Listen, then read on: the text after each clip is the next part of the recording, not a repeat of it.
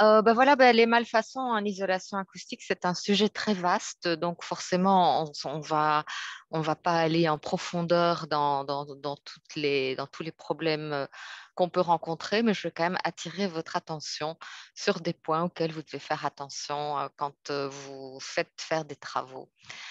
Euh, Parce que, bon, dans le bâtiment, la plupart des malfaçons sont visibles, mais en acoustique, en général, on se rend compte qu'il y a des malfaçons quand les finitions sont terminées. On ne voit absolument pas où se trouve le problème.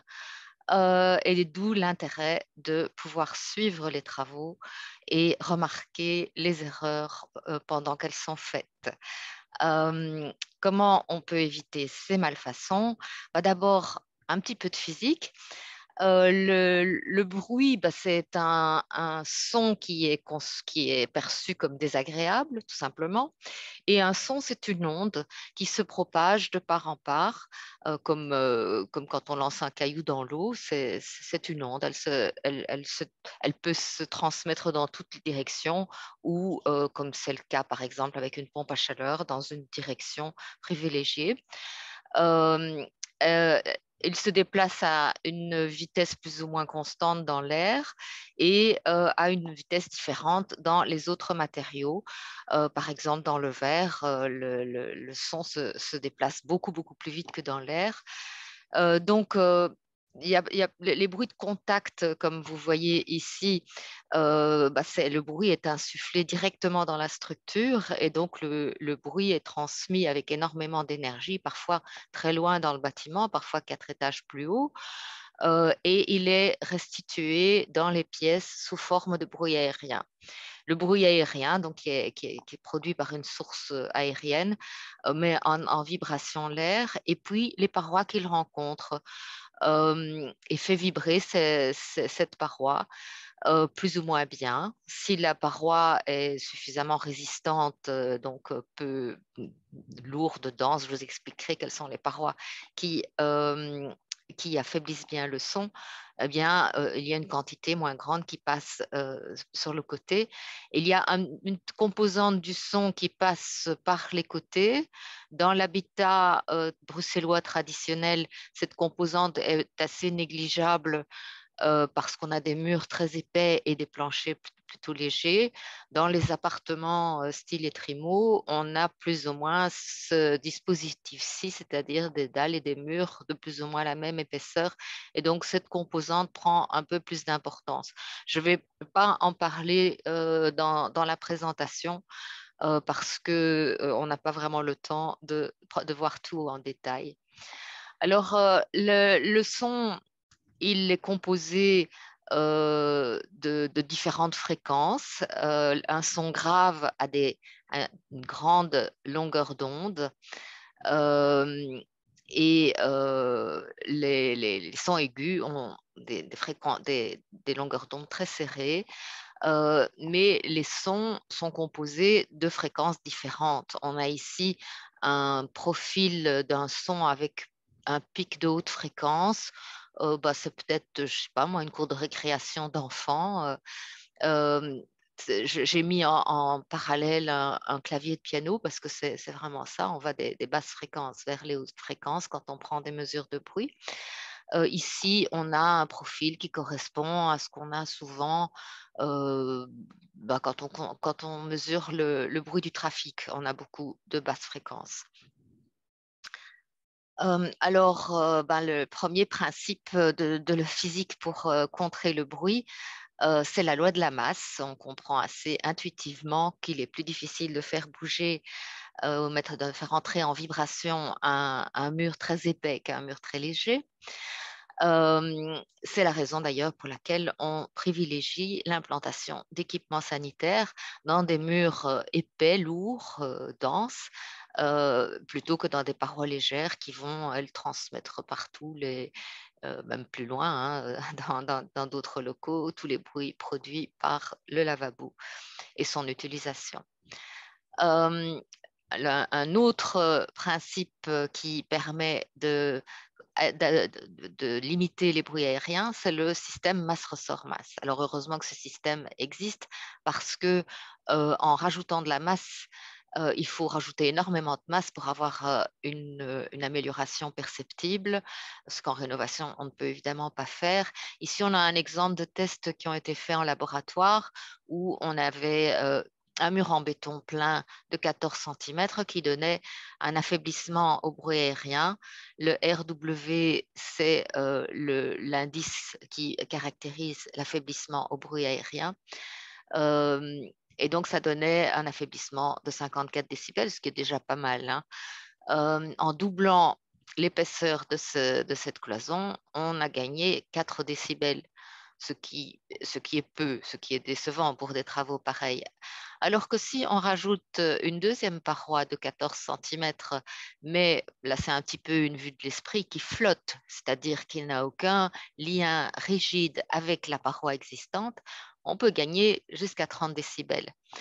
Et donc, on peut utiliser ce principe-là, enfin, c'est ce principe-là qu'on utilise un petit peu dans tous les sens quand on fait de la rénovation acoustique. Et je vous montrerai pratiquement comment on fait. On n'a évidemment jamais une situation où on n'a aucun contact. C'est pour ça que j'ai mis un ressort. On essaye d'avoir le ressort le plus efficace possible pour que l'amortissement se fasse bien. Et le système fonctionne d'un côté ou de l'autre de la paroi pour les bruits aériens. C'est tout à fait symétrique. Euh, vous protégez votre voisin de vos bruits, vous êtes protégé de votre voisin, que le mur soit mis, que le doublage soit mis d'un côté ou de l'autre. Alors, un petit exemple qui vous montre l'efficacité de ce système. Si on a un gros mur en béton avec une masse surfacique de 600 kg par mètre carré et on a un affaiblissement acoustique de 65 décibels, et avec un système masse-ressort-masse léger, donc qui est 10 fois plus léger, hein, ça, 60 kg par mètre carré, on a un affaiblissement similaire, même meilleur. Alors, quelles sont les conditions pour que le système masse-ressort-masse fonctionne bien? Il faut avoir des masses les plus lourdes possibles, et il faut avoir une distance entre les masses la meilleure possible. Et bien entendu, la qualité amortissante du ressort joue aussi, et c'est la composante la plus difficile à gérer, mais je vous en parlerai plus loin. Alors, le bruit de contact, lui, le plus simple, ce serait évidemment de l'amortir à la source. Euh, il y a plein de solutions techniques qui permettent de faire ça, mais quand vous êtes gêné par votre voisin, vous n'avez pas toujours la possibilité de le faire. Qu'est-ce que vous pouvez faire dans ce cas? Vous pouvez commencer, puisque les bruits de contact sont transmis chez vous sous forme de bruit aérien, vous faites des doublages en commençant par le mur mitoyen et les parois les plus minces, puisque ce sont celles qui vont se mettre en vibration les plus facilement.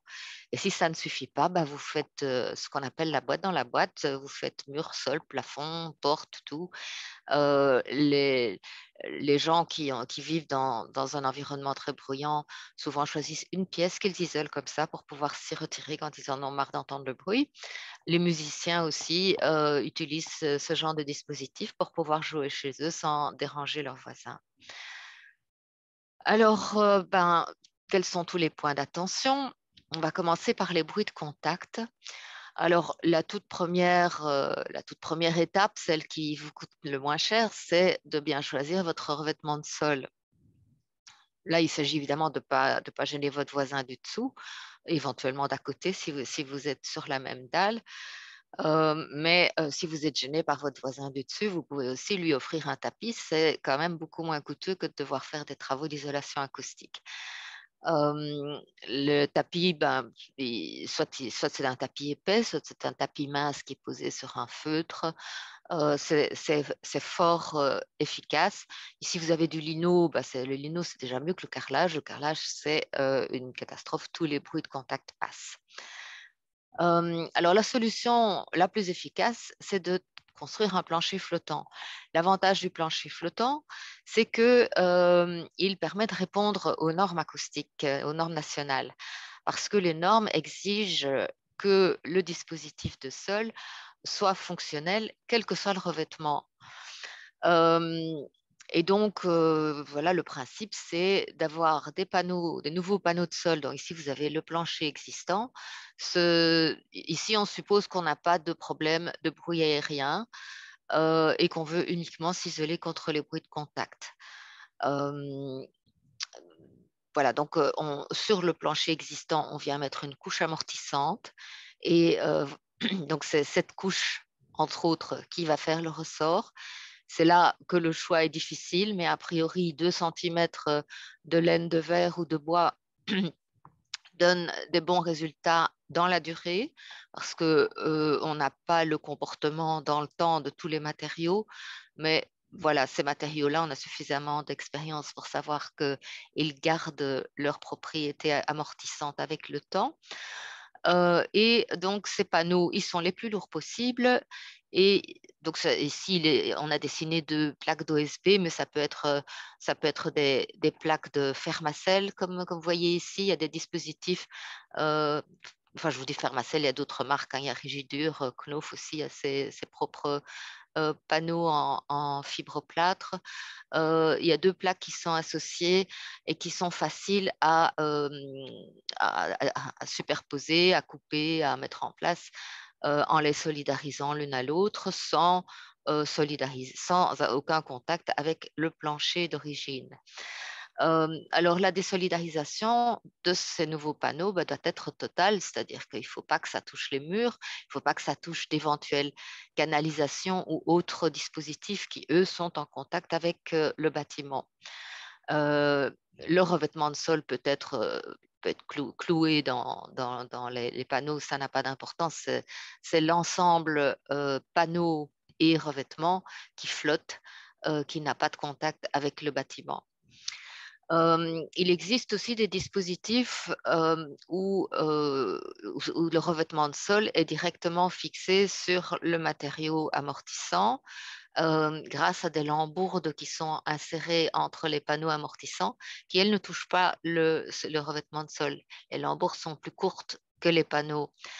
Euh, on n'a pas, encore les résultats de tests pour voir la différence que ça donne. Ce qu'il y a évidemment, c'est qu'ici, on a moins de chances de pouvoir répondre à la norme, mais répondre à la norme n'est pas toujours ce qu'on cherche. On n'est pas obligé de répondre à la norme si on ne fait pas de travaux soumis à permis d'urbanisme. Dans certains cas, tout ce qu'on veut, c'est pouvoir résoudre des problèmes de voisinage. Et donc, voilà, il y a des solutions qui ne répondent pas à la norme, mais qui peuvent résoudre les problèmes de voisinage. Alors, voici un exemple une maquette de plancher flottant où on voit le plancher existant, le matériau amortissant qui est posé sur un vinyle, enfin une feuille plastique. Ici, dans ce cas, c'est de la fibre de cellulose, de la mousse de cellulose.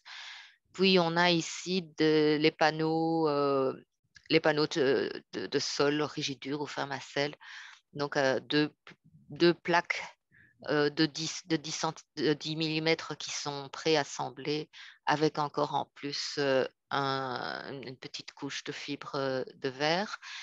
Et là-dessus, on vient fixer le revêtement de sol et la plainte ne touche pas le revêtement de sol. On laisse une fente où on replie le matériau de désolidarisation périphérique. Après, on coupe ça évidemment et on ferme proprement avec du silicone. Euh, et voilà, il faut faire attention à plein de choses. La première chose à laquelle il faut faire attention, c'est à la rigidité de la structure. Parce qu'aucune intervention ne vous donnera de bons résultats si, quand vous sautez sur votre plancher, tout saute autour de vous, tout vibre. Dans ce cas-là, il faut absolument rigidifier le plancher existant. Et dans le cas où on ne doit s'isoler que contre les bruits de contact, on peut le faire assez simplement en rajoutant, en vissant dans le plancher existant une épaisseur de panneau d'OSB. Si vous avez une flèche ou un ventre, hein, si vos poutres ont on mal vieillit sous l'effet du poids. Il faut évidemment rattraper cette flèche en rajoutant des pièces de bois à certains endroits ou en utilisant une couche d'égalisation comment dire, qui est simplement coulée sur place. Euh, c'est généralement des granules qui sont liés avec un liant plus ou moins écologique. Euh, à quoi d'autre faut-il faire attention? Ben là, j'ai bien insisté dessus, à la désolidarisation. Alors, en périphérie, le choix du matériau de désolidarisation n'est pas tellement important puisqu'il ne va pas reprendre de poids, mais il faut absolument que ce soit fait correctement et sur toute la hauteur, revêtement compris. Alors ici, j'attire votre attention sur certaines erreurs vues sur chantier. Ça, c'est quelque chose que j'ai vu assez souvent, des gens qui réalisaient un bon plancher flottant et puis pour terminer le tout, ils mettent un entre-porte et ce faisant, ils rétablissent le contact avec le chambranle de la porte et du coup, le plancher n'est plus flottant. Ici, c'est à éviter. Ils ont laissé simplement une fente. Le risque quand on laisse une fente et qu'on ne met pas de silicone, c'est que une bille, une petite saleté vienne se coincer dans l'interstice et transmettre le bruit. Il suffit d'un point de contact pour que le plancher flottant ne fonctionne plus. Ici, c'est un chantier que j'ai visité récemment. Ils avaient coupé le carrelage pour qu'il n'y ait pas de contact entre le carrelage et le mur qui était là. Ici, on voit que la plinthe, elle est posée sur un joint en silicone, là aussi d'ailleurs, mais par contre, ils ont décidé d'élargir le mur, probablement parce que c'est un mur mitoyen et qu'il n'était pas assez, il n'y avait pas assez de masse. Mais ils n'ont pas recoupé le carrelage à cet endroit-ci. Et du coup, ces panneaux qu'ils ont rajoutés sont posés directement sur le carrelage et on n'a plus de chape flottante. Alors, la désolidarisation, c'est très courant qu'on oublie de la faire autour des canalisations. Ça, c'est vraiment important. Ici, c'est un de ces chantiers où ils avaient pas bien réalisé les finitions. Il y a beaucoup d'endroits où les finitions touchaient le mur. Bon, ça, on l'a vu parce qu'on a enlevé les plaintes, hein. Sinon, quand tout est fini, on ne sait pas quel est le problème. Malheureusement, sur ce chantier-ci, le problème était plus grave parce que je pense que la chape n'était pas bien réalisée non plus. Mais à supposer que la chape soit bien réalisée, quand c'est juste le revêtement qui touche, eh bien, il suffit de me faire un grand trait de scie tout autour et puis de remettre les plaintes avec du silicone et on a désolidarisé le revêtement du mur. Alors, si je vous montre ce beau placard, c'est pour insister sur la façon dont vous utilisez le bâtiment ensuite, parce que si vous avez un plancher flottant, mais que vous posez dessus un meuble qui touche aussi le mur ou le plafond, vous rétablissez le contact aussi, votre plancher ne flotte plus. Donc, soit il faut poser le meuble sur quelque chose de souple, soit il faut veiller à ce que la jonction avec les murs et les plafonds soit souple. Alors, le choix des matériaux souples, c'est le plus difficile. Je vous disais que pour tout ce qui est périphérique, c'était pas très important. Du moment que ça ne doit pas reprendre du poids, le moins cher, c'est le polyéthylène à cellules fermées ou les mousses autocollantes qu'on trouve dans les bricots. Maintenant, il faut faire attention si vous faites en même temps du compartimentage au feu, ces matériaux-là ne sont probablement pas les plus recommandés. C'est peut-être à voir avec les pompiers. Euh, pour le matériau amortissant, donc celui qui va reprendre le poids des gens qui marchent, mais aussi d'une bibliothèque remplie de livres. Euh, Là, il faut choisir plus judicieusement et je vous recommande même de faire ça avec un acousticien si vous n'êtes pas sûr de votre coup. Mais comme je vous disais, a priori, les matériaux laineux j'ai mis 10 à 20 millimètres, mais c'est plutôt 20 millimètres, fonctionne bien. Et quand je lis les nœuds, ce n'est pas seulement de la laine de mouton comme vous avez ici, ça coûte très cher, ça fonctionne très bien, mais c'est très cher. Vous avez aussi de la laine qui est faite à base de bouteilles en papier, en plastique recyclé. Vous avez de la laine de cellulose, enfin de papier recyclé, la laine de bois, et là, la laine de verre que vous connaissez et qui fonctionne bien. Alors ici, je vous ai mis plein d'accessoires anti-vibratiles.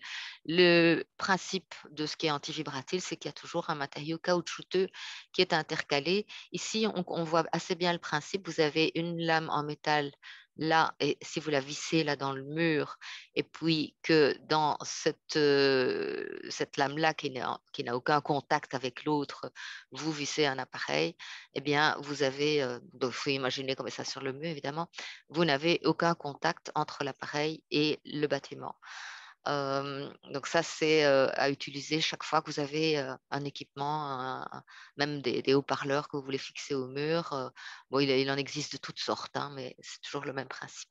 Ici, c'est tous des matériaux caoutchouteux et vous verrez que ça peut être utile aussi, mais c'est moins... on connaît moins leur comportement dans le type de dispositif que je viens de vous montrer.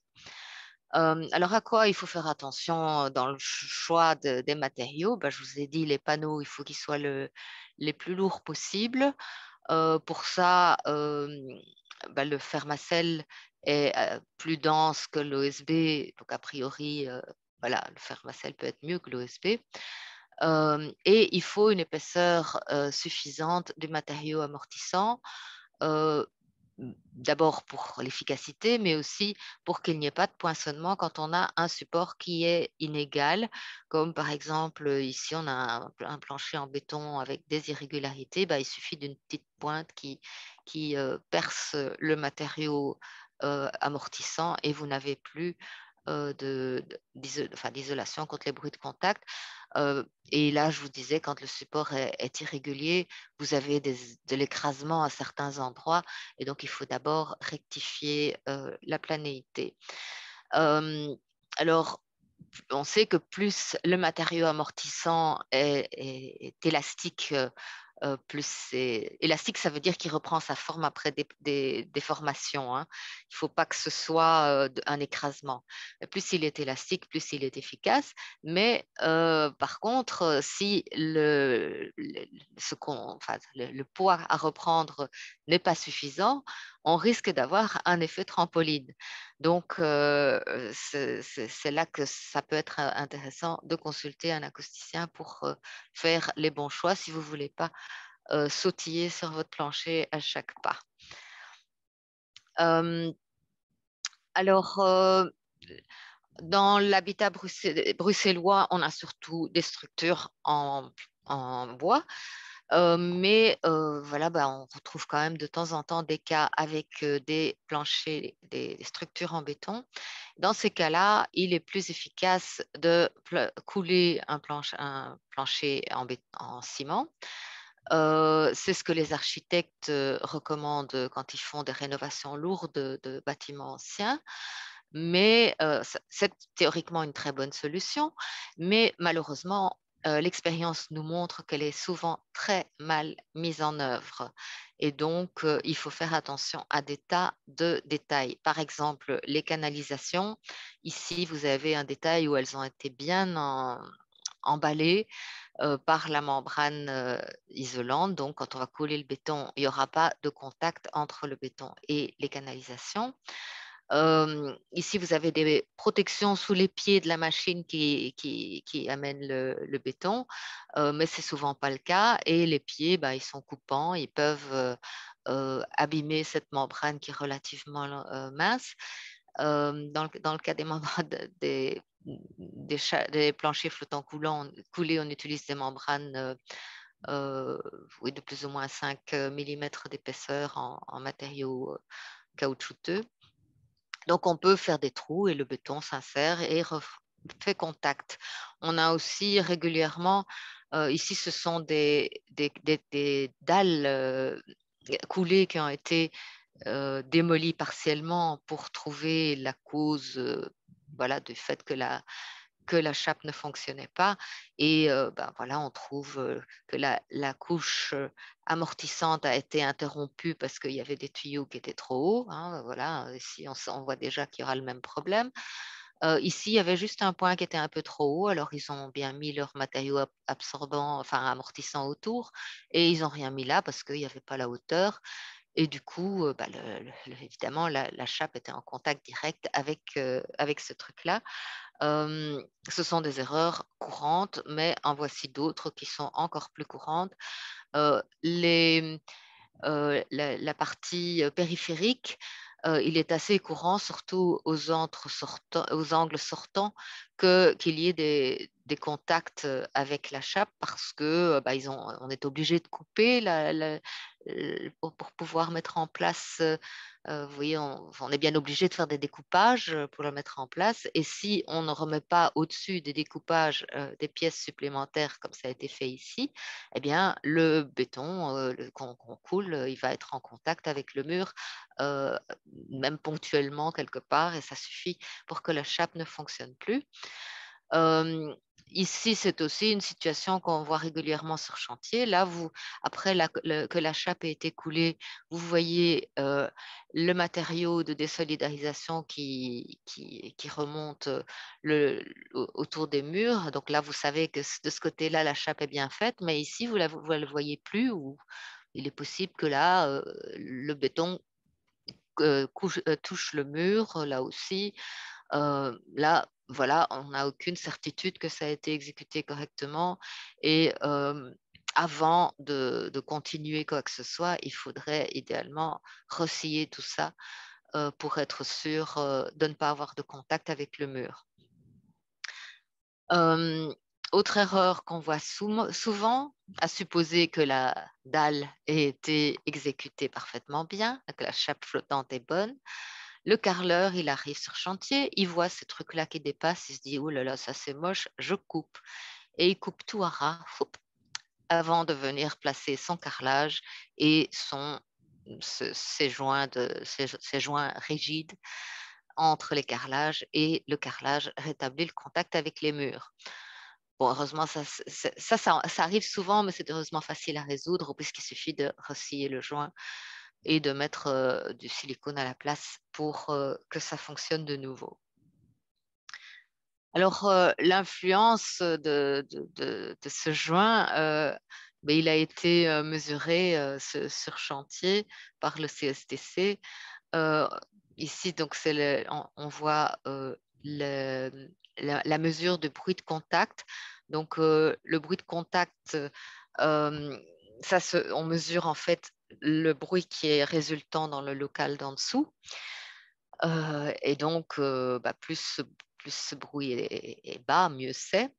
Alors, avant de couper le joint qui avait été fait par le carreleur, on avait les courbes rouges. Après avoir coupé le joint, ben, on a eu les courbes vertes. Donc, on voit qu'il y a quand même une grande différence rien qu'en ayant recoupé ce joint. Alors, les bruits aériens, euh, voilà, bah, on va commencer par les murs parce que c'est plus facile d'appréhender le principe masse ressort masse avec les murs. Donc, je vous ai dit, il y a la loi de la masse. Alors, la masse, il faut qu'elle soit homogène parce que c'est le point le plus faible qui détermine les performances de l'ensemble. Donc, quand vous avez des prises qui sont posées de part et d'autre du mur face à face, bah, à cet endroit-là, vous n'avez plus du tout l'épaisseur du mur. Vous avez un mur tout fin et le bruit passe par les prises. Euh, Parfois, quand deux maisons sont construites en même temps, on en profite pour gagner de la place, de faire un mur mitoyen beaucoup plus mince entre les cheminées. Et du coup, bah, le bruit passe d'une maison à l'autre par les cheminées. Évidemment, n'importe quelle fente, et aussi les saignées. Il faut éviter les saignées dans les murs mitoyens parce que là aussi, vous amincissez le mur. Euh, alors, il faut aussi de préférence que la paroi soit étanche. Il y a eu une mode d'enlever tous les plafonnages des murs en briques, l'isolation acoustique d'un mur en briques nu est moins bonne que celle d'un mur qui est enduit, même avec un enduit très mince. On voit ici, ici c'est un mur en bloc de béton cellulaire. Sans enduit, on avait un amortissement au bruit aérien, le RW, comme je disais, de 25 décibels. Avec un enduit, que ce soit d'un côté ou de deux, c'est plus ou moins la même chose. On a une amélioration énorme. Euh, pour vous donner une idée, euh, diminuer le bruit de 10 décibels, ça équivaut à, pour l'oreille humaine qui pense en logarithme, à diminuer par 2. Alors là, on est quasiment à 20 décibels, donc c'est diminuer le bruit par 4. C'est vraiment une grosse différence. Alors, sur Internet, on trouve plein de publicités comme celle-ci. Voilà, ici, vous avez des simples plaques de mur que vous pouvez coller sur le mur et ça réduit le bruit de 60% le bruit aérien. Ça donne un affaiblissement acoustique de 42 décibels. C'est écrit là. Ici, c'est une sorte de papier peint qui divise le bruit par 2 et donne un affaiblissement acoustique de 32 décibels. Alors, c'est tout à fait mensonger. Ça n'existe pas des systèmes minces et légers pour l'isolation acoustique. Il faut toujours passer par des systèmes lourds et encombrants. Euh, Par contre, des systèmes comme ça peuvent être utilisés pour corriger l'acoustique d'une pièce. C'est-à-dire que si vous avez une pièce trop réverbérante, parce que vous avez une grande quantité du son qui est réfléchi par une paroi bien lisse, vous avez une petite partie qui est transmise de l'autre côté. Si vous placez des matériaux absorbants sur cette paroi, vous aurez une partie du son maintenant qui sera absorbée par la paroi, mais vous aurez quand même toujours la même partie de la même énergie sonore qui passera dans le local d'à côté. Donc, la correction acoustique, c'est pour traiter l'acoustique d'une pièce, mais pas pour isoler par rapport à la pièce d'à côté. Alors, j'insiste qu'il n'y a pas de matériaux magiques. Les revendeurs de matériaux vous vendent plein de matériaux comme étant acoustiques, alors qu'en fait, on fait de l'isolation acoustique avec des matériaux tout à fait normaux. Ce qui est important, c'est la façon dont on les met en œuvre. Ici, vous avez un dispositif qui a été utilisé dans un des premiers immeubles à Ossature-Bois. Ils avaient bien veillé à ce que les deux logements mitoyens n'aient pas de contact, donc les ossatures sont tout à fait séparées, avec leur contreventement séparé aussi. Et puis le matériau isolant thermique qui est aussi un absorbant acoustique et la finition. Et avec ces systèmes, donc les deux petits systèmes masse-ressort-masse, on avait un affaiblissement acoustique de 42 décibels, ce qui est totalement insuffisant entre deux logements. Il faut un minimum de 54 selon les normes. Et puis ici, vous voyez qu'en fait, en changeant simplement l'emplacement des panneaux qui font le contreventement de la structure, donc en les mettant du côté de la finition, on a d'un coup des masses plus importantes et surtout une distance entre les deux beaucoup plus importante. Et on a toujours les deux structures qui sont séparées. Et là, d'un coup, on passe à 63 décibels, ce qui est bien au-dessus de ce qu'impose la norme. Donc, c'est les mêmes matériaux, c'est simplement leur mise en œuvre qui a été bien pensée. Alors, comment fait-on pour améliorer l'isolation acoustique d'un mur existant? Si vous avez votre mur, déjà, on l'a enduit pour qu'il soit bien étanche. Donc, on a bouché les trous, tout ça. Et puis, on met une nouvelle masse on place une nouvelle masse. Comment fait-on pour placer cette nouvelle masse de façon flottante? Eh bien, on construit une ossature métallique. C'est important que ce soit une ossature métallique et non pas en bois, parce que l'ossature métallique, elle a une certaine élasticité, donc elle participe à l'effet ressort.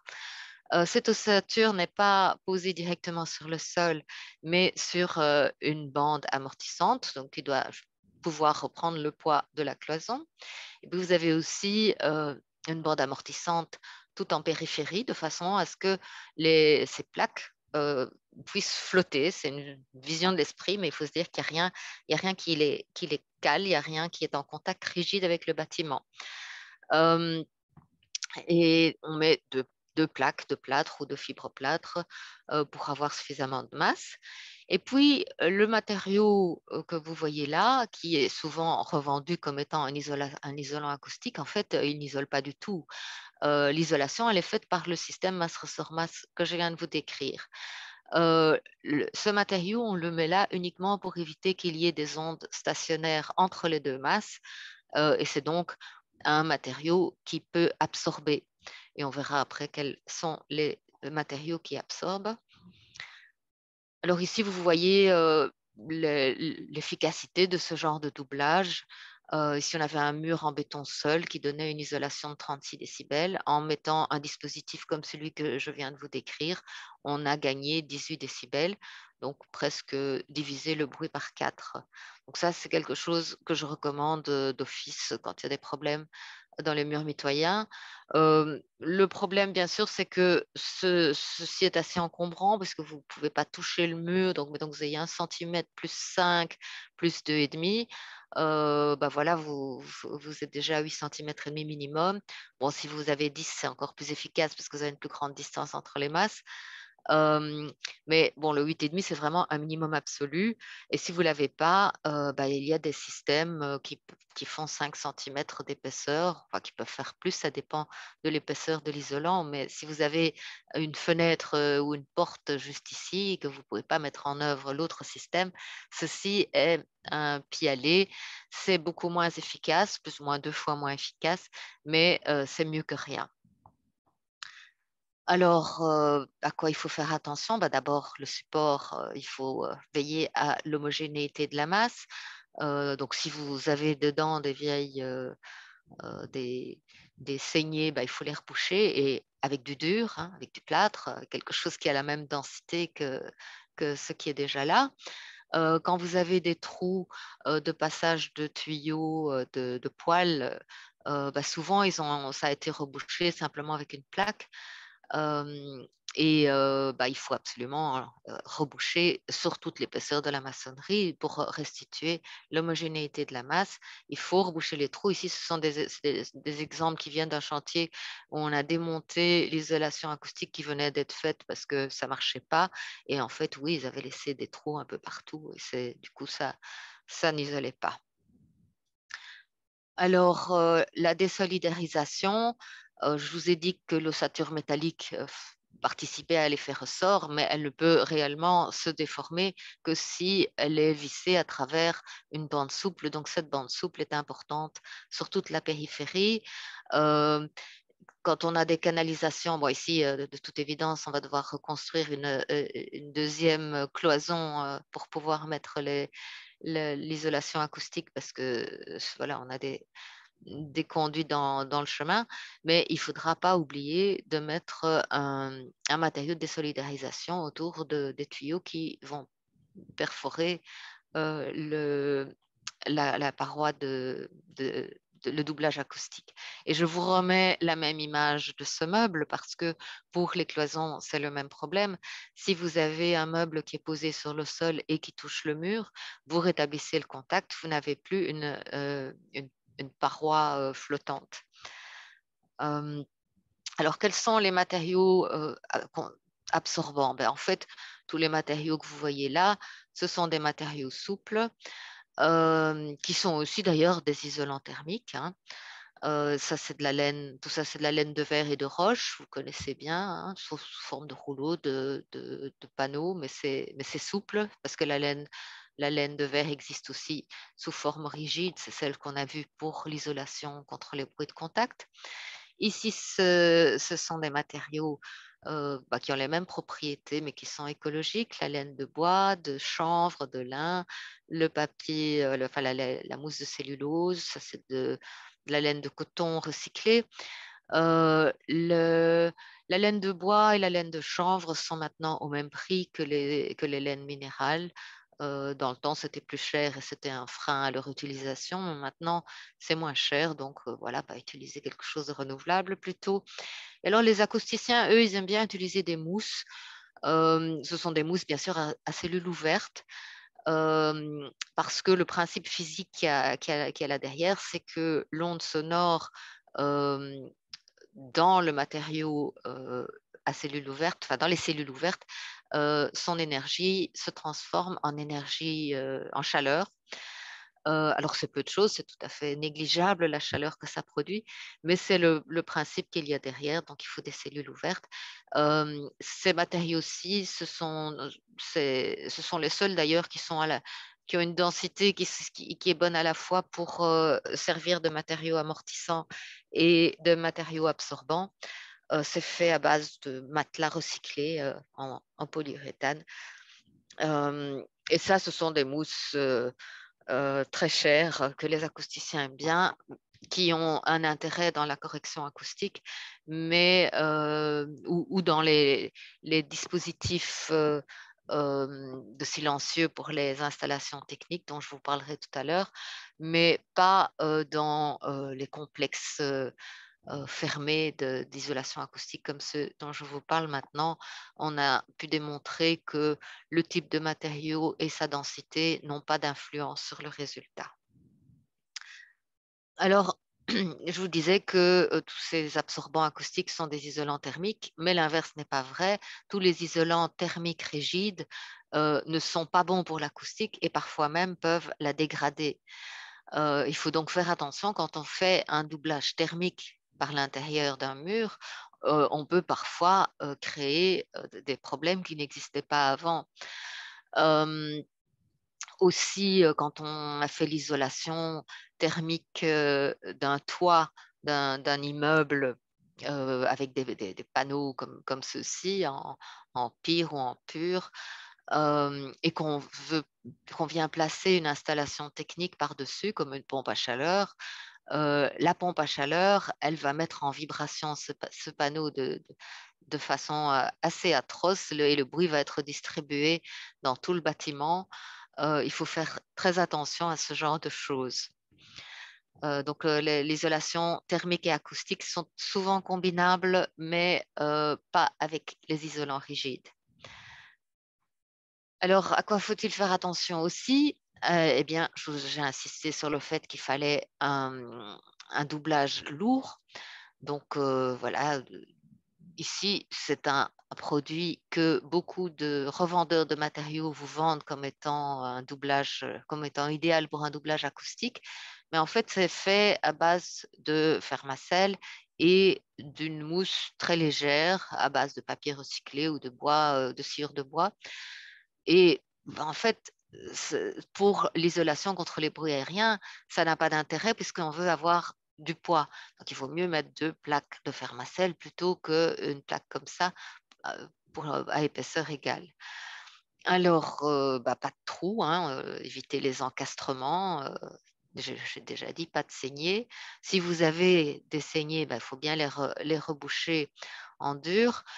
Il vaut mieux éviter de mettre des prises, des interrupteurs dans les parois de doublage acoustique, mais si vous devez en mettre, alors utilisez des blochets spéciaux qui sont beaucoup plus lourds et complètement étanches, euh, plutôt que les blochets normaux qui sont une passoire pour le bruit. Alors, quand on a un nouveau projet, quels sont les points d'attention? Si vous faites une rénovation lourde, il faut éviter, j'ai déjà vu ça souvent, d'avoir la cuisine de l'appartement du dessus qui se trouve au-dessus de la chambre à coucher de l'appartement du dessous. C'est une erreur d'architecte assez difficile à résoudre. Si l'architecte a bien tout prévu et que les travaux sont exécutés correctement, mais c'est déjà 2 conditions qui sont difficiles à respecter, il n'y aura pas de problème. Mais comme on sait que les entrepreneurs ne travaillent pas toujours proprement, Euh, c'est une disposition à éviter. De même, ici, vous avez la salle de bain d'un appartement qui jouxte le salon d'un autre appartement. Ça, voilà, ça va créer des problèmes. Il y a moyen de les résoudre en faisant un doublage acoustique de ce mur-là, mais il y a quand même une grosse partie qui va se transmettre par le reste de la structure. Euh, voilà, ceci par contre, c'est une disposition favorable.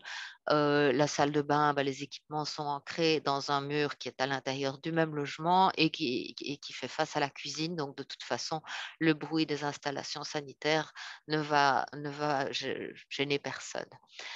On voit aussi parfois des superbes lofts, mais avec la trémie d'ascenseur qui passe ou la cage d'escalier qui passe en plein dedans.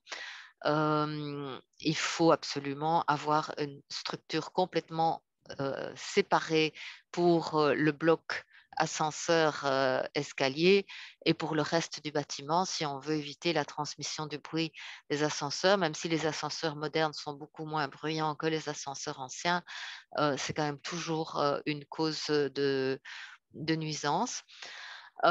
Et alors, voici encore un beau penthouse avec sa terrasse qui donne en plein sur les installations techniques de l'immeuble. Voilà encore des fautes, des erreurs de conception à éviter. Alors, quand on construit de nouvelles maisons mitoyennes, le CSTC recommande de construire un double mur sans ancrage. Euh, c'est en fait contraire au code civil qui dit qu'on peut utiliser le même mur pour deux maisons différentes. Pour l'isolation acoustique, on ne peut vraiment pas utiliser le même mur. Même si vous construisez une nouvelle maison à côté d'une maison existante, ne vous ancrez pas dans le mur existant, construisez un nouveau mur totalement indépendant du mur existant, sans ancrage entre les deux, avec un matériau absorbant.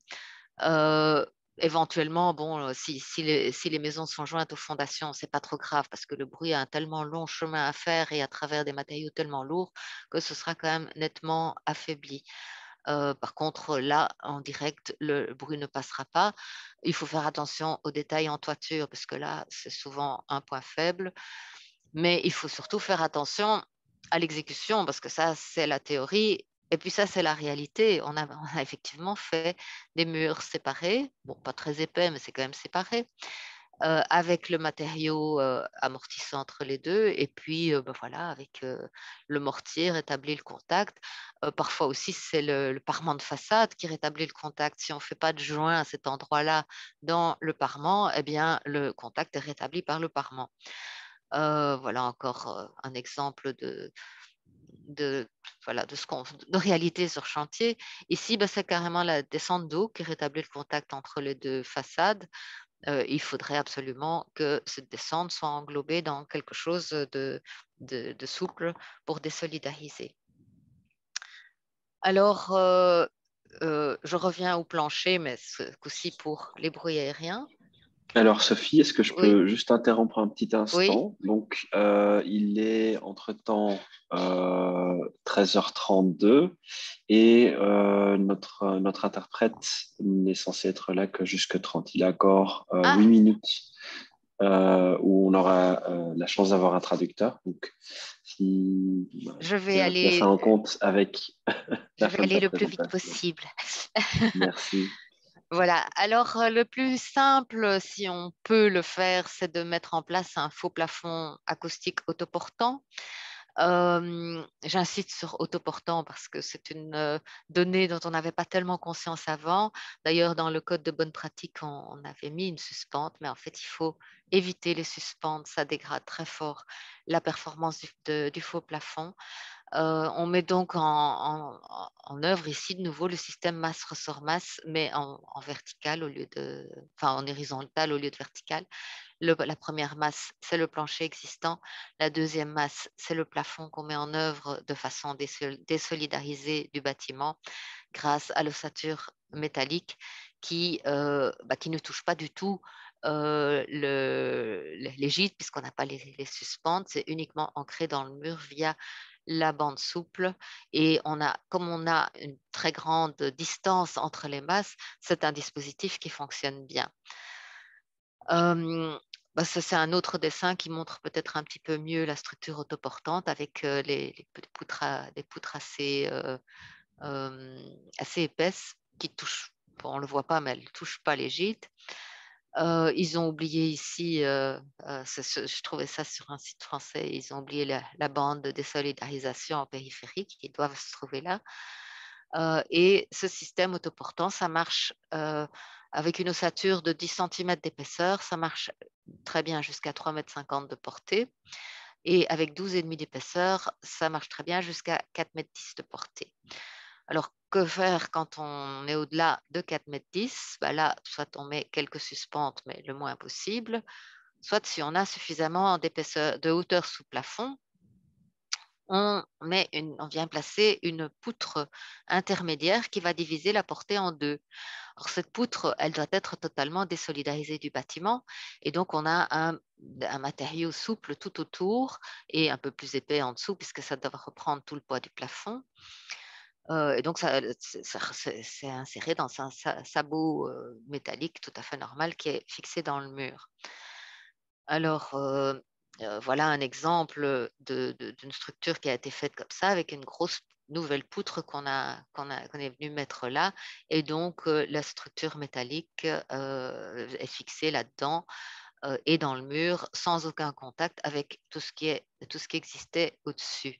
Ici, en plus, on en a profité pour rigidifier le plancher en rajoutant des planches. Et donc, on a un dispositif très épais. Ça fonctionne extrêmement bien contre les bruits aériens, mais surprise, ça fonctionne bien aussi contre les bruits de contact. Dans les chantiers, on a mis ça en œuvre. C'est peut-être parce que le chemin à faire ici est tellement long que finalement, ça fonctionne. En tout cas, voilà, on est en train de faire des recherches là-dessus, mais c'est un système qu'on utilise depuis peu et qui fonctionne très bien. Alors, à quoi faire attention? Pas utiliser de structure en bois parce que c'est trop rigide. Ne pas oublier la désolidarisation, avoir une masse homogène. Ici, on voit qu'on a des fentes entre les plaques. Bien reboucher les trous si on en a fait en dur, hein, avec la même, sans perdre de masse.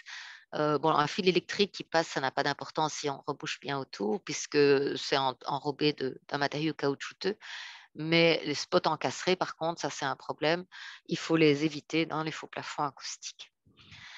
Alors, il y a des systèmes qui permettent d'isoler à la fois un plancher à la fois contre les bruits de contact et contre les bruits aériens. Alors, quand on a une structure en béton, si on peut construire un faux plafond en dessous, lui, il va isoler contre les bruits aériens et puis on fait simplement un plancher flottant au-dessus. Mais si on n'a pas accès en dessous, on peut faire un plancher qui fonctionne contre les deux, puisqu'on a l'effet masse-ressort-masse et on a aussi un plancher flottant. Mais là, il faut la hauteur sous plafond, enfin, il y a beaucoup d'inconvénients parce qu'on remonte beaucoup, on remonte plus ou moins d'une douzaine de centimètres, enfin un minimum de 12 centimètres la hauteur sous plafond, donc c'est plus ou moins une marche, il faut pouvoir le gérer, mais ça fonctionne bien. Par contre, quand on a une structure en bois, il y a moyen de faire le même genre de dispositif en remontant beaucoup moins la hauteur du plancher, parce qu'on enlève le plancher existant, on vient mettre un matériau amortissant dans l'épaisseur et on remet un plancher flottant par-dessus. Donc le plancher flottant, c'est comme je vous expliquais tout à l'heure, sauf qu'ici, on est directement sur les gîtes, donc on doit absolument commencer par une épaisseur d'OSB parce que le fibroplâtre, comme le fermacell, n'est pas autoportant et risque de se fissurer. Et sinon, c'est les mêmes détails, on est totalement désolidarisé. Et, et on a une grande distance entre les masses, donc ça fonctionne très bien contre les bruits aériens. Et on a le plancher flottant contre les bruits de contact. Alors, à quoi faut-il faire attention? La rigidité de la structure est extrêmement importante parce que aucune intervention ne donnera satisfaction si la structure n'est pas assez rigide. Et à Bruxelles, on a très souvent des planchers qui sont sous-dimensionnés. On a généralement des solives de 6 ou 7 fois 18, ce qui, d'après les dimensionnements des ingénieurs en stabilité, est bien pour une portée de 2,90 m, mais au-delà de 2,90 m, on a des problèmes vibratoires et on le remarque d'ailleurs euh, dans beaucoup de logements bruxellois. Alors dès lors, il faut renforcer le plancher avec une planche ou un plat métallique et si c'est possible, on prend ce plat plus haut que la solive existante parce que les formules mathématiques qui caractérisent la résistance à la flexion et au fluage s'expriment au carré ou au cube de la hauteur, alors que la largeur, elle n'a pas d'exposant. Et donc, chaque centimètre que vous rajoutez en hauteur apporte beaucoup plus de rigidification que chaque centimètre que vous rajoutez en épaisseur. Euh, alors, l'avantage aussi de faire ce doublage, c'est que ça vous permet, quand vous avez une structure qui a une flèche, ça vous permet de repartir avec une structure qui est parfaitement plane pour votre nouveau plancher. Alors, les façades, là, je suppose qu'on ne va plus avoir de traducteur pour les façades, je suis désolée. Euh, le premier réflexe des gens qui ont des bruits de la rue, c'est isoler le mur et changer le châssis. Mais en fait, il y a plein de points d'attention auxquels il faut auxquels il faut s'attacher avant. Il y a, quand on a des caissons à volets, le bruit, il passe principalement par là. Il entre par toutes les ouvertures. Et il passe aussi par le caisson qui est généralement très léger.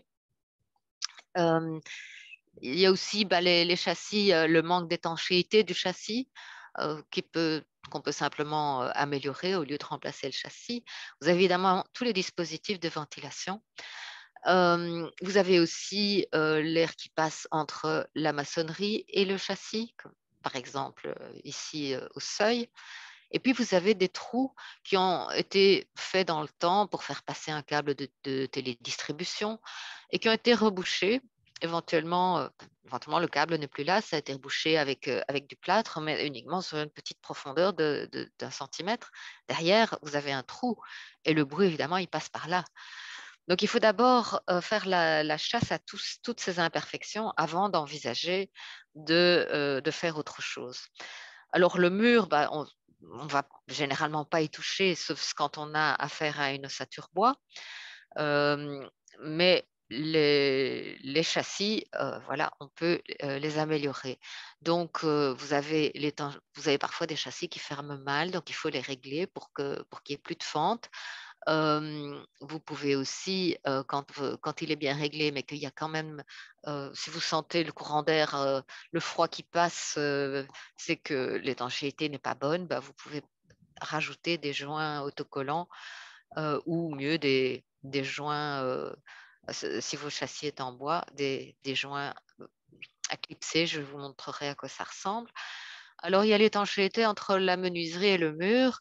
Oui, ici, vous voyez, il y a plus de fermeture en dessous du châssis. Ceci, c'est un cas qu'on trouve assez souvent quand on enlève les chambranles d'une porte. Euh, on voit que la fermeture a été faite proprement avec du bois tout autour, mais le bruit, lui, il passe à travers le bois, il passe dans les trous de la maçonnerie. On a souvent ce problème avec les portes coupe-feu, les portes coupe-feu, elles sont très lourdes, donc elles sont a priori bonnes pour l'isolation acoustique, mais si elles sont placées comme ça, en laissant un trou tout autour, enfin en ne rebouchant pas correctement la maçonnerie, bien entendu, elle fonctionne comme porte-coup-de-feu parce qu'il y a un bel encadrement en métal, mais elle ne fonctionne pas bien contre le bruit. Donc, il faut d'abord, pendant l'installation de la porte, il faut veiller à ce qu'il rebouche ça. Alors, la mousse qu'utilisent beaucoup les entrepreneurs, la mousse en bombe, c'est très mauvais pour l'acoustique parce que c'est léger et ce n'est pas élastique. Donc en fait, c'est comme si on mettait du papier. Voilà, on peut faire une étanchéité à l'air avec ça, mais qui n'a aucune valeur acoustique. On vend de la mousse en bombe dite acoustique, je pense qu'elle est bleue. Elle est un petit peu plus épaisse et plus élastique que la mousse classique, mais elle n'est quand même pas satisfaisante. Les creux, il faudrait les boucher avec un matériau laineux qui peut absorber le bruit qui passe par des fentes éventuelles. Et la finition, elle doit être faite en dur, sans perte de masse. On voit souvent dans les devis que pour pouvoir mettre en place le nouveau châssis, ils ont cassé les finitions intérieures et ils proposent de refaire la finition avec un, un petit, une petite plaque en bois ou en PVC si le châssis est en PVC. Il est évident que le bruit va passer, pardon, que le bruit va passer par là.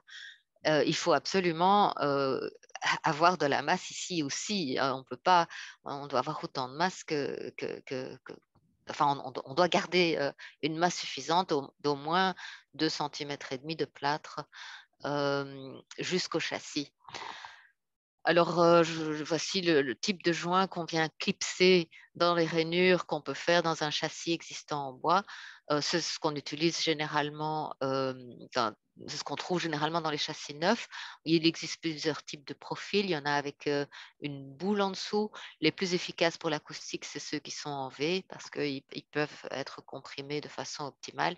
Et alors, bien sûr, il faut que tous les joints soient faits correctement tout autour. Même j'ai déjà vu des chantiers où vous avez tout bien fait, mais on voyait la rue en dessous, en dessous de la tablette, vous imaginez. Alors, Vous je vais voyez, interrompre la présentation parce que sinon, on ne va plus avoir le temps pour les pour les questions. questions-réponses. D'accord. Il est 13h45. Donc, je ne OK. sais pas si tu as encore vite des dernières remarques très, très importantes à faire pour Oui, pouvoir clôturer. je voulais juste parler encore de la qualité du verre. Mais oui, tu me partages les questions là. Je vais peut-être d'abord répondre aux questions. Donc, pour des bruits D'accord. aériens au niveau d'un mur mitoyen, quelle option si la faiblesse vient du conduit de cheminée partagé? C'est un des cas les plus difficiles. Si on n'utilise pas la cheminée, il vaut mieux l'enlever hein, sur toute sa hauteur ou sur la hauteur d'un étage. Il faut gérer ça avec quelqu'un qui s'y connaît en stabilité, mais c'est possible. Et faire un doublage acoustique alors d'une surface plane où il n'y a pas de cheminée. Maintenant, si vous avez une très belle cheminée avec un beau manteau que vous voulez la garder, c'est plus compliqué. Vous pouvez toujours boucher enfin, mettre un matériau absorbant à l'intérieur de la cheminée si vous ne l'utilisez pas.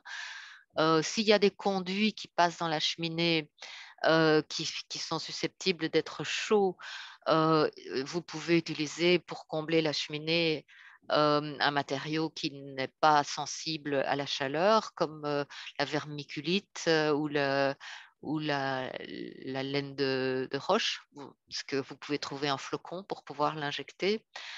Euh, Si vous utilisez la cheminée, c'est évidemment, je n'ai pas vraiment de solution là. Le bruit va toujours passer par là. Alors, y a-t-il des preuves à fournir pour obtenir des primes Résolution pour l'isolation acoustique des murs mitoyens? Je pense qu'il suffit d'utiliser une des méthodes que je vous ai décrites. Il suffit que le devis mentionne une des deux méthodes que je vous ai décrites pour pouvoir obtenir la prime. Euh, S'il n'y a pas d'autres questions, je vais continuer Je vais vous parler du verre ou qu'est-ce que je fais là, Loïc? Oui, tu peux peut-être terminer sur le vitrage. À moins qu'il y ait des gens qui veulent poser leurs questions oralement, mais je ne sais pas si. si c'est Non, possible. ça c'est pas possible C'est ici. pas Non. possible. OK. Bon, alors je reviens. Je reviens. Ah, je sais plus partager.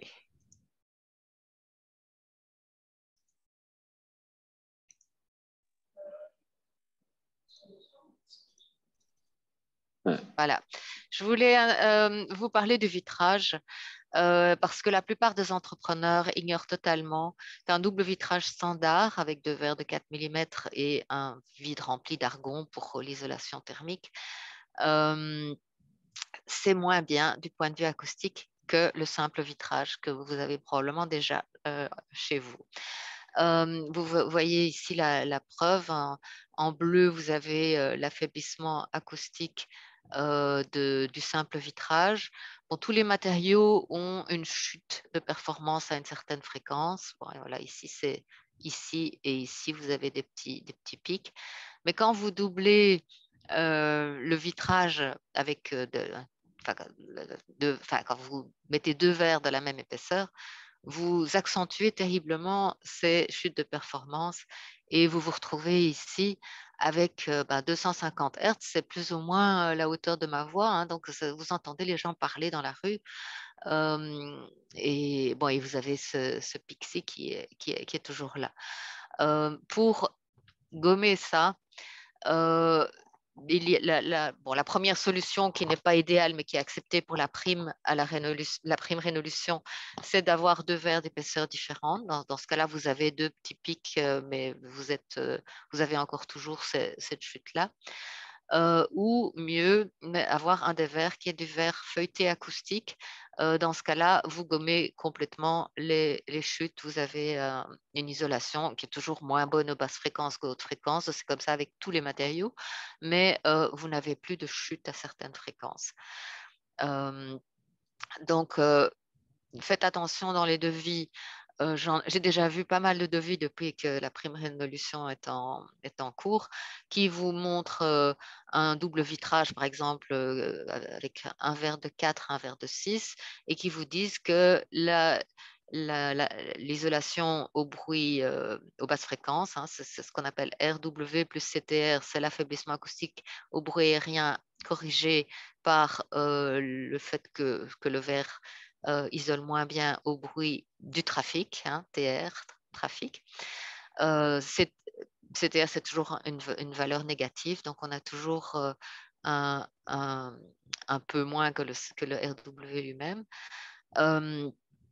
Donc, ils vous donnent un verre 4 16, 6 par exemple, et ils vous disent que RW plus CTR est égal à 34 décibels. C'est mensonger. Il n'y a pas moyen d'obtenir RW plus CTR, un RW plus CTR aussi bon avec un dispositif aussi basique. Donc, vous aurez peut-être la prime parce qu'ils ne vont peut-être pas vérifier, mais vous n'aurez pas une bonne isolation acoustique. Donc, voilà, je voulais insister là-dessus. Et oui, je pense qu'on peut s'arrêter là. Peut-être une petite conclusion. Oui, ok. Je ne sais pas pourquoi. Ah oui. Oh, oui, je vais passer les équipements techniques parce que c'est très complexe. Il vaut toujours mieux passer par un acousticien pour faire une installation technique. Parce que les installations techniques, elles produisent du bruit aérien et du bruit de contact. Mais vous connaissez peut-être tous l'exemple de ces ponts sur lesquels des gens ont marché ou pas, et ils ont marché à la fréquence de résonance du pont et le pont s'est mis à vibrer et s'est cassé. Eh bien, avec les supports antivibratiles sous les installations techniques, on peut avoir le même effet. Si c'est mal calculé, votre machine peut se mettre à sauter dans tous les sens. Donc, faites venir un acousticien pour calculer comment doit être fait le socle. Alors, j'attire votre attention sur les publications que nous avons. Nous avons une publication sur l'isolation acoustique, mais axée principalement sur les maisons bruxelloises divisées en appartements. Et puis, nous avons le code de bonne pratique qui, lui, reprend, dans la plupart des illustrations que je vous ai montrées viennent du code de bonne pratique, qui, lui, reprend un peu tout ce dont je vous ai parlé et même beaucoup plus. Euh, et auquel d'ailleurs la prime résolution fait référence. Alors les conclusions pour l'isolation acoustique, ben, j'insiste bien sur le fait qu'il n'y a pas de matériaux magiques, que c'est la façon dont les systèmes sont pensés qui fait que l'isolation fonctionne, qu'il faut faire la chasse aux fuites. Et j'insiste sur les mots désolidarisation et amortissement, en faisant bien la différence entre les deux. L'amortissement, c'est une désolidarisation qui doit en plus reprendre de la charge. Et donc, le choix du matériau amortissant est le plus important dans l'isolation acoustique. Voilà, bah, je pense que j'ai fait le tour.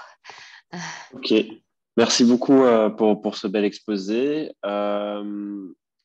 Merci aussi à tous d'y avoir participé. N'hésitez pas à vous inscrire au prochain webinaire. Le prochain sera sur la comptabilité des petites copropriétés et sera donné par Maître Jean-Pierre Lannoy. Donc, même heure, même jour, la semaine prochaine, si je ne me trompe pas. Merci encore beaucoup, Sophie, pour toutes ces Avec informations. plaisir. Et du coup, je vous souhaite une excellente après-midi. Bon À après-midi à tous. tous. Au revoir. Au revoir.